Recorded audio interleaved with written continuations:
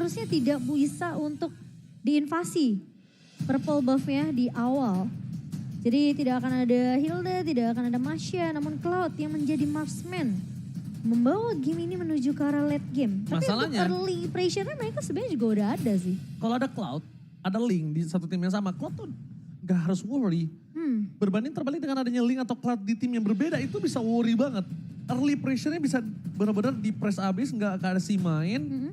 Pick over kecil-kecil lama-lama jadi bukit juga bisa terjadi di arah bot lane. Sekarang, Skylar terbuka untuk siapa? Beatrix. Ya, Beatrix-nya masih terbuka lebar. Beatrix-nya masih terbuka dengan sangat bebas. Dan untuk dari Martisnya, selama masih ada Lemon, ini masih bisa di flex pick juga.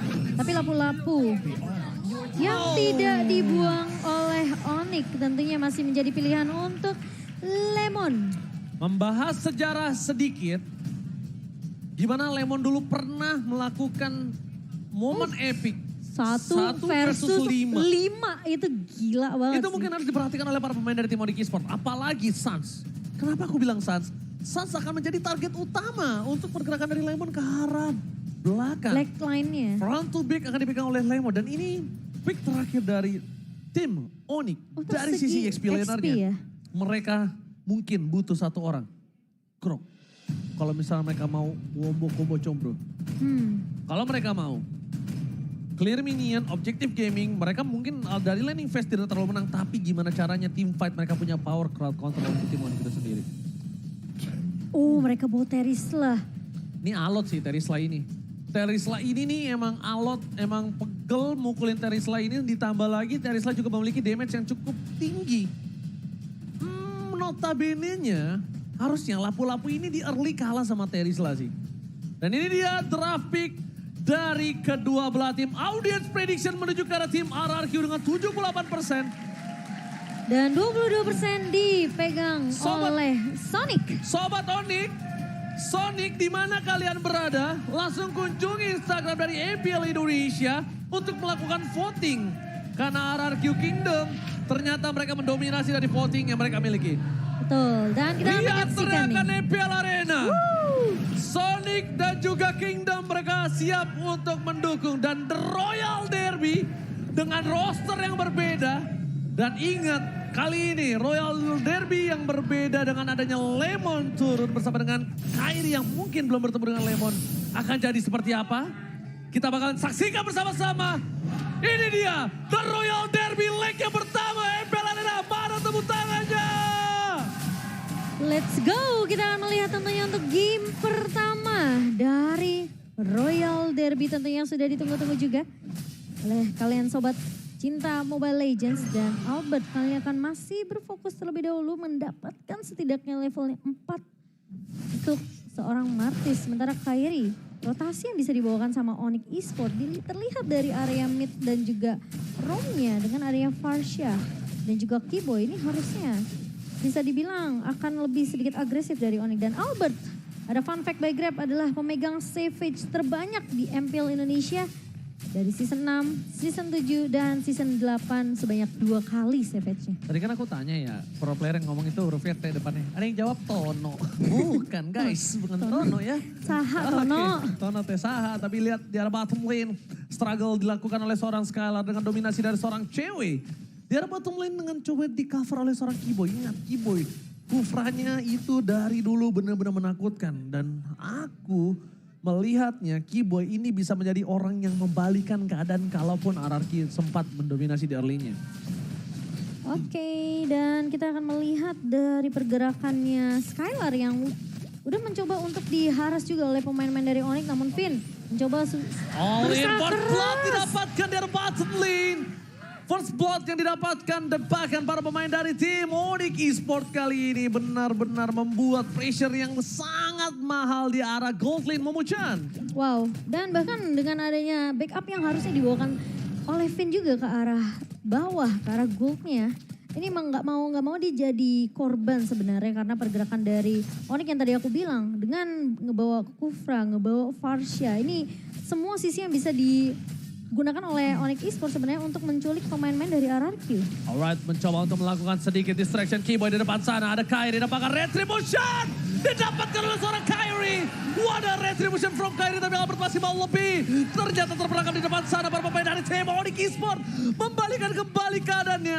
3 poin Onyx Esports mendominasi penuh 2 menit pertama dari tim RRQ. Yep, dan bahkan dengan permainan yang harus agak sedikit pasif dari RRQ, melihat juga mereka belum bisa untuk mengantar setup yang dilakukan oleh Onyx dan Suns.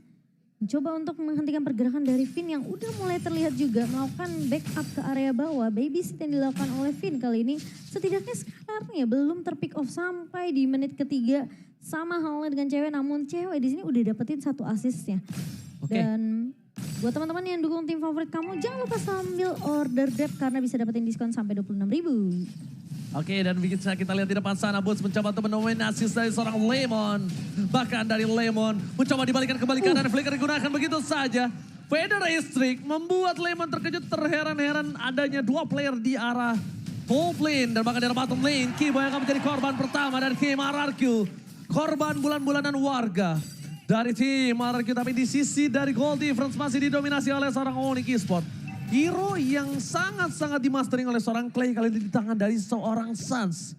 Clay cuma bisa melakukan copy terhadap Suns itu sendiri, Mamucu. Jadi harus agak sedikit bersabar ya memang dari seorang Clay. Karena posisi dengan IMU yang sebenarnya ini dia juga agak sedikit kesulitan kalau memang mau nge-copy ke arah seorang Suns. Karena backup dari Kiboy ini bisa datang kapan aja, bisa datang dari area rumput mana aja, Ji. Alright, para pemain dari tim Onyx Esports kali ini mereka lebih bermain dengan agak cukup sedikit pasif. Karena mereka tidak mau terlalu memberikan pressure dan nanti akan terjadi blunder. Yang akhirnya goldnya jadi malah dipegang oleh tim RRQ. Dan sedangkan RRQ juga tidak mau main agresif. Karena mereka sadar mereka dalam keunggulan gold kali ini cukup impact membuat mereka team fight yang tidak adil. Ingat, Albert kali ini akankah dia kehilangan lagi dengan 1 buat turtle-nya? Kyrie stand by position. All-in telah dapatkan, Lemon menutup Suns. Bahkan para pemain dari tim Onyx Esports mereka coba fokus dan retribution kembali di tangan oleh seorang Kyrie. Again and again team fight yang sangat kuat dimiliki oleh tim Onyx Esports. Membalikan kembali keadaan dan bahkan Kyrie double kill. 3 poin Israel. Butas. MVP di team fight 2 kali secara berturut-turut. Dan bahkan lihat hanya Mirko yang menuju ke arah Onyx Esports dari segi prediction kali ini. Karena kalau kita ngeliat memang sebenarnya komposisi dari RRQ ini, mereka sebenarnya untuk tim fight berlima ini cukup kuat dengan adanya 1 buah inisiasi yang bisa dibuka sama seorang Finn dengan 1 buah Divine Judgment plus dia bawa Flicker. Dan bisa di follow up tentunya kalau Clay memang bisa ngedapetin IMU ke arah seorang Suns di sini. Lemon akan lebih ngincar ke arah backline. Tapi yang harus hati-hati ini adalah Flicker dari Boots. Alright, Flicker telah digunakan begitu saja untuk menghindari 1 battle rest dari seorang Kiboy sangat baik. Di sisi sebaliknya akan coba team fight tambahan. Tapi bukan itu masalah utamanya. Clear minion dan bahkan gerobak dari seorang God laner. RRQ belum bisa didapatkan. Kiboy ada 1 buah konsel didapatkan spray down dan all in terhadap seorang Skylar. Skylar still survive, mencoba membalikan kembali ke jatuh. What? Ditarik sama seorang Finn. Unpredicted move dari seorang Finn. Ternyata Divine Judgment-nya masih ada. Dan dia berhasil mendapatkan 1 buah Divine Judgment terhadap Kyrie dan tershutdown. Bahkan Skylar pun tidak tertik dan Albert mencoba untuk memberikan sedikit distraksi di arah bottom lane. Onyx Esports mereka tidak boleh bermain barbar seperti tadi lagi. Mereka sedang berada keuntungan 2.500 gold. Kalau mereka di take down dan shutdown terjadi kembali untuk Suns bahkan seorang mid laner ini bisa berbahaya.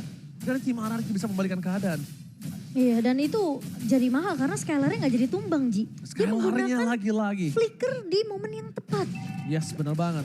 Skylar kali ini tidak ada di arah top lane. Adanya Lemon bersama dengan seorang cewek.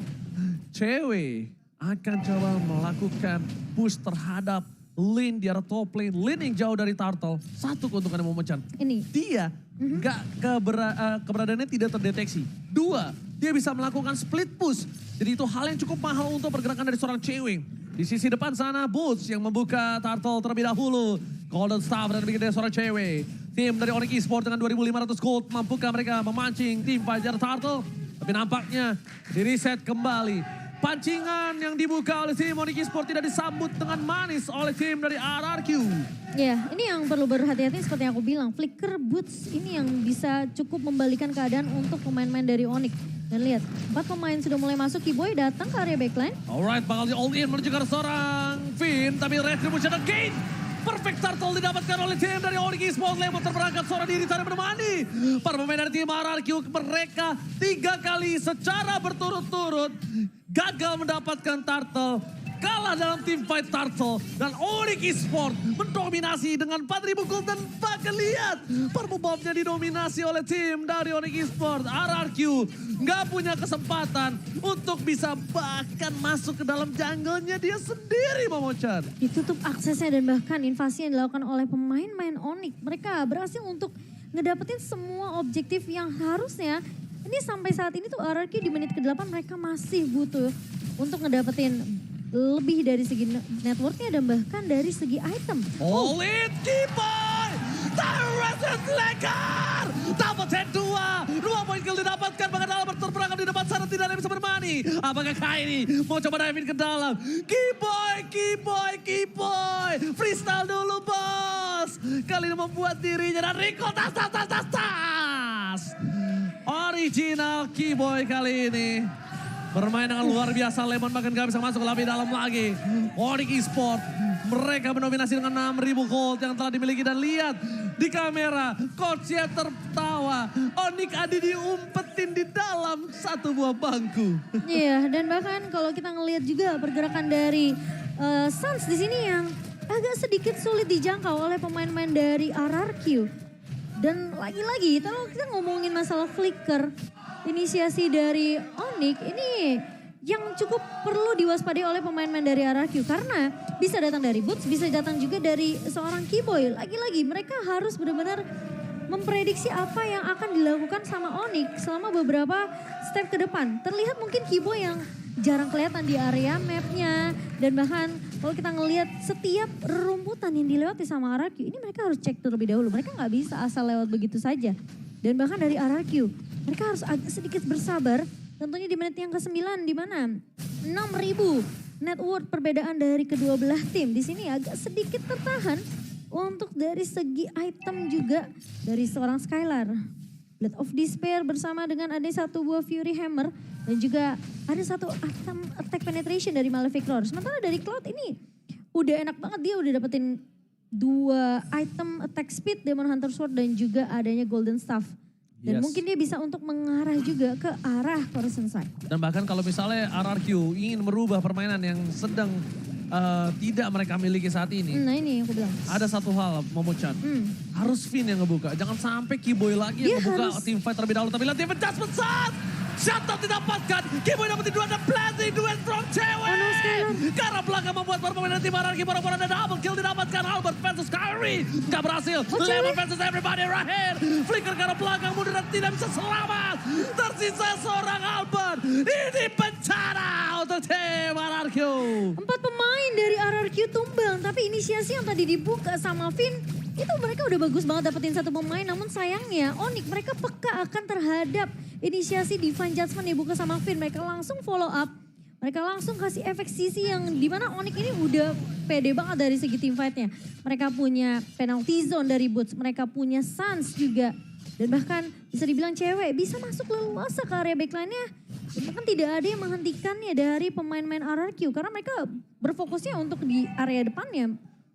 Wow, ini dia Kaiji.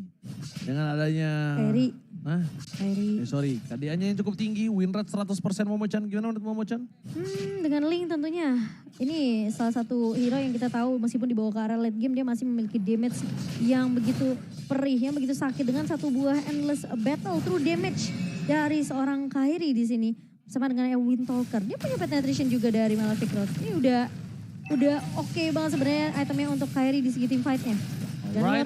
Lihat zoning out yang dilakukan oleh seorang Suns membuat Lord yang pertama bisa dapetin best turret. Ini Lord pertama loh. Iya. Lord yang masih unyu-unyu. Soalnya mereka mungkin udah ngeliat ya dengan adanya inisiasi yang dibuka terus-terusan sama Onyx.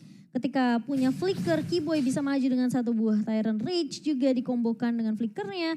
Boots ngebuka flicker plus penalty zone. Jadi pemain dari RRQ mereka main lebih hati-hati sekarang. Lebih nungguin mungkin Finn. Kalau memang mau ngebuka dengan satu buah Divine Judgment. atau dengan ada combo flicker juga dari Finn, mereka harus peka sama perbedaan dari seorang cewek. Oke, dan kalau misalnya mereka all in terhadap Suns, menurut aku ini agak cukup kurang wise. Kenapa? Karena Suns ini bisa ditutup dengan seorang Lemon.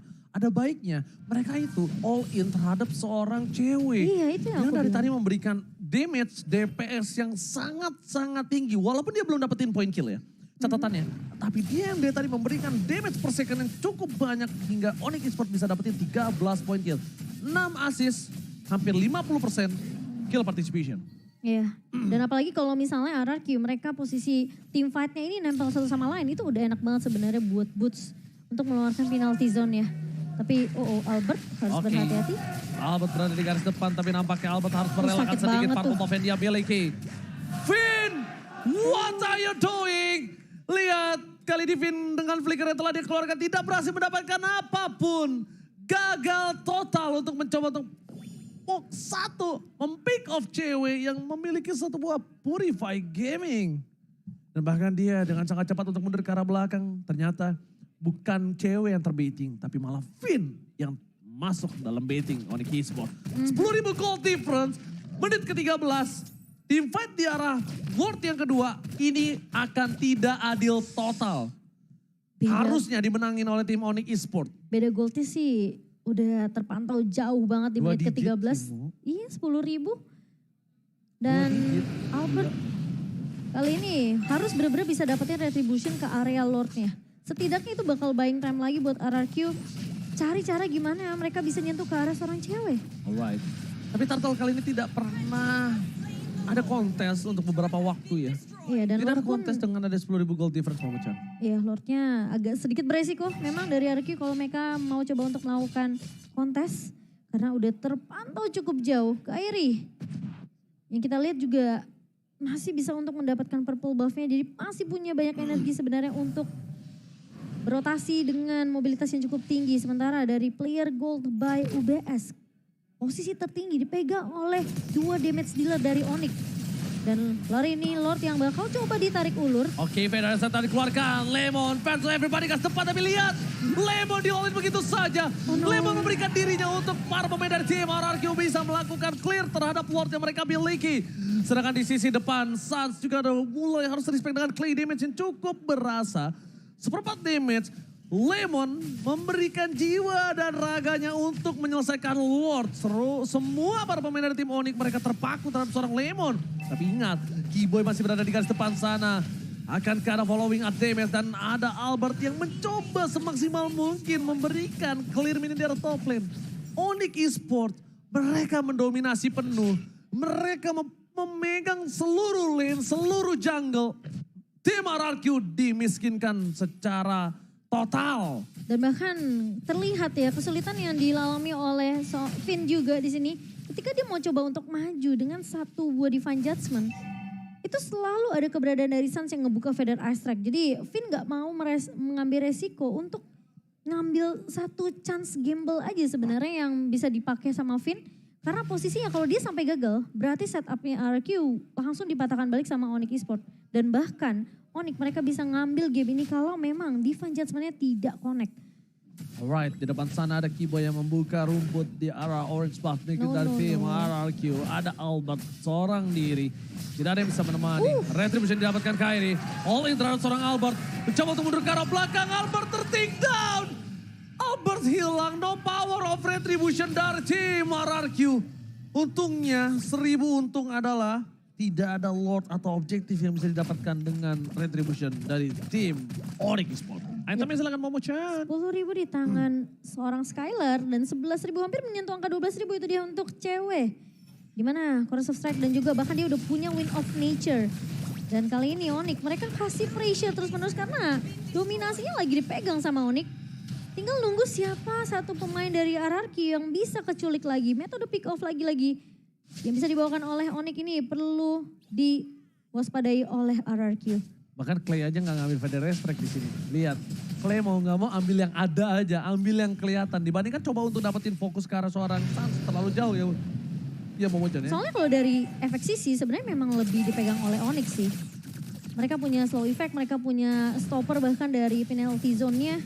Keyboy apalagi kalau Tyrant Revenge dan Rage-nya ini connect. Dan itu bakal di follow up dengan sangat amat baik dari Kairi dan juga cewek. Tapi mereka tidak kenal takut. Keyboy sedikit miss untuk Lemon. dari segi damage yang diberikan. Tapi Lemon versus everybody. Lihat tidak ada yang melakukan following up. Tidak ada yang bisa memfollowing up Lemon.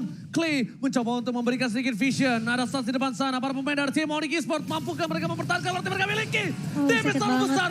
Tapi ternyata Kairi lebih sakit. Decimated shot point. Albert mencoba untuk bertahan di depan sana. Masih ada immortality. Retrieve setelah dikeluarkan bersama Tempest Somblit. Para pemain dari tim Baranq mereka kehilangan 4 playernya. Ini bencana. Onyx Esports berhasil memenangkan tim fight belum adanya Lord dan Sun Flicker with Federal Strength membuat Finn hilang dan ini bencana untuk tim Baranq. Onyx Esports mengamankan game yang pertama dengan wipe out. Debut Kairi bertemu dengan Lemon berhasil dimenangkan dengan maksimal Momochan. Wow, permainan yang bahkan kita bisa dibilang cukup mengejutkan. Dengan adanya flicker, combo, ultimate yang dibawakan oleh Onyx Esports. Mengambil game pertama dan bahkan kita lihat berapa kali sebenarnya dari RRQ.